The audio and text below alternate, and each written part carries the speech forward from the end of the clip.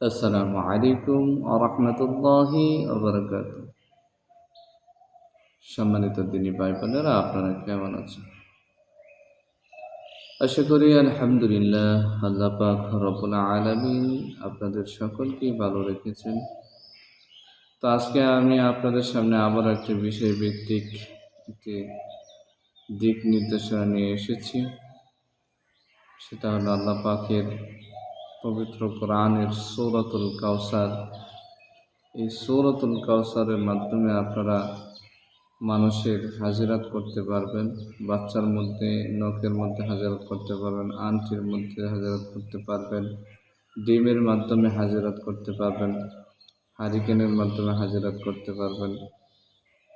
আপনি যেটা নিয়ত করবেন ইনশাআল্লাহ এই সূরাতুল কাউসারের আমেলের বরকতে ইনশাআল্লাহ আপনি এটা করতে পারবেন।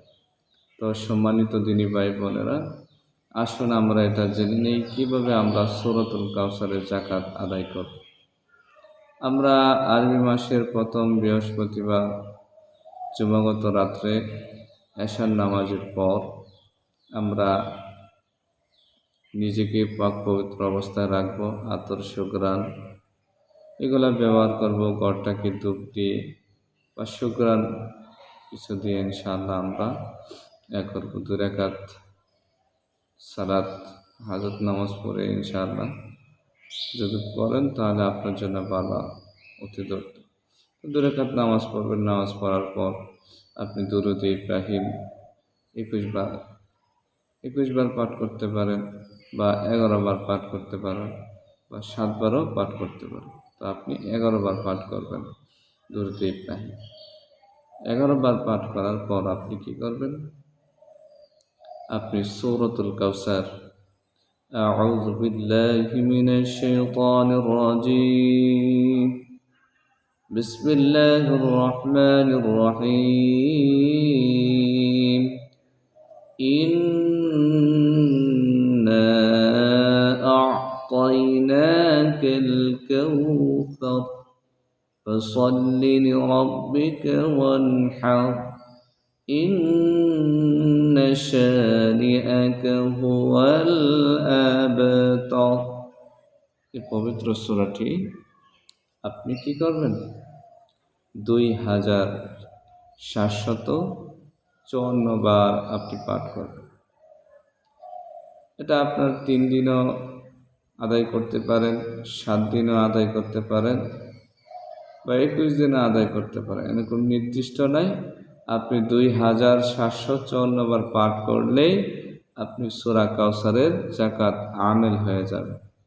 তো সম্মানিত দিনী ভাই, আপনি আমল হয়ে যাওয়ার পর কি করবেন? যখন আপনার 2454 বার পাঠ করা হবে, এরপরে আপনি কি করবেন? কিছু বাচ্চাদেরকে মিষ্টি খাওয়াবেন। সিন্নি পাক করে রান্না করে আপনি খাওয়ায় দেবেন। তাহলে আপনি সূরা কাউসারের আমেল হয়ে গেলেন। এখন আমেল হওয়ার পর আপনাকে কিভাবে চিকিৎসার ময়দানে যাবেন, কিভাবে আপনি হাজিরাত খুলবেন? যখন ছোট্ট একটা বাচ্চা নেবেন, 8 থেকে 7 বছর এমন একটা বাচ্চা নেবেন। নেওয়ার পরে বাচ্চার নখের মধ্যে কাজল দিবেন, এই পৃষ্ঠার মধ্যে কাজল লাগাবেন। লাগানোর পরে বাচ্চাকে উজু অবস্থায় বসাবেন, আতর, সুঘ্রাণ এগুলা দিবেন। এই কাজলের মধ্যে আতর লাগাবেন। লাগানোর পর আপনি বাচ্চাকে বলবেন, বাবা তুমি এখানে থাকিয়ে দেখো কোনো কিছু দেখতে পাও কিনা। তখন আপনি কি করবেন? দুরূদে ইব্রাহিম 11 বার পাঠ করবেন। পাঠ করার পর আপনি কি করবেন? সূরা কাউসার পাঠ শুরু করবেন। 21 বার পড়বেন। প্রতিবারই একটা করে ফু দিবেন বাচ্চার মুখের দিকে। এবার ফু দিবেন, এভাবে ফু দিবেন 21টা। 21 বার পড়তে ইনশাআল্লাহ তার হাজিরাত শুরু হয়ে যাবে। ইনশাআল্লাহ বাচ্চার নখের মধ্যে দেখতে পাবে কার কী সমস্যা, জিন, জাদু, বদনজর, এই সমস্যাগুলো তিনি দেখতে পাবে যে বাচ্চার কী সমস্যা, তার হাজিরাতগুলো বেশি হল। তো সম্মানিত দিনী ভাই বোনেরা, আপনারা কী ধরনের ভিডিও চান অবশ্যই ইনশাআল্লাহ আমাকে জানাবেন। ইনশাআল্লাহ আপনাদেরকে দেওয়ার চেষ্টা করবেন ইনশাআল্লাহ।